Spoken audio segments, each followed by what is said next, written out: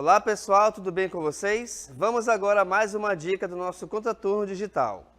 Eu sou o professor Mário André, professor de matemática do 7º ano.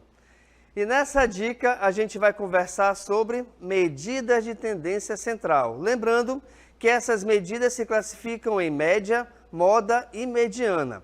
Quando a gente falar em média, ela tem dois tipos de acontecer. A gente pode ter a média aritmética ou podemos ter a média ponderada. Na média aritmética, o que acontece? Você tem um conjunto de valores onde você vai somar esses valores numéricos e dividir pela sua quantidade. Como assim? Vamos supor que no conjunto você tenha 10 valores numéricos. Você vai calcular a soma desses 10 valores e depois do resultado você vai dividir por 10, tá bom? Na média ponderada, a ideia é a mesma, só que nessa média ponderada você tem um ou mais valores repetidos várias vezes. Então o que acontece? Primeiro você vai pegar cada um dos valores, multiplicar pela quantidade que eles se repetem e no final do resultado da soma você vai dividir também pela quantidade de vezes que eles se repetem, tá certo? Quando a gente falar em moda, é simples. A moda é o valor ou são valores que mais se repetem no conjunto de números. Então, por exemplo, na moda, você vai pegar um conjunto de valores e verificar quem mais se repete nesse conjunto. Lembrando que, nessa moda, você pode ter mais de um valor que se repita várias vezes, né, na mesma quantidade, ou até mesmo você pode ter um conjunto que não tenha moda. Porque de repente você pode ter um conjunto de 10 valores, onde todos eles são diferentes, tá? E quando você não tiver ninguém que se repita, nesse caso não existirá a moda.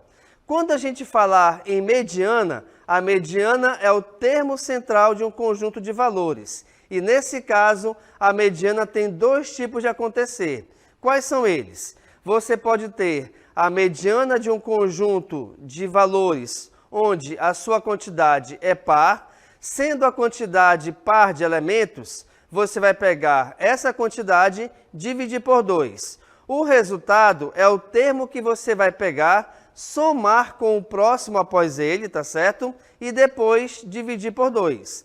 Quando a quantidade for ímpar, você vai pegar essa quantidade, dividir por 2 e, ao dividir por 2, logicamente, vai dar um número decimal. Você vai pegar o próximo número inteiro após esse valor decimal. E esse próximo valor inteiro é justamente a posição do número referente à mediana. Vamos lembrar aqui o seguinte, pessoal. Quando se tratar de mediana, é importante que esses valores estejam ordenados de forma crescente, ou seja, do menor para o maior, tá bom? Essas são, então, as medidas de tendência central.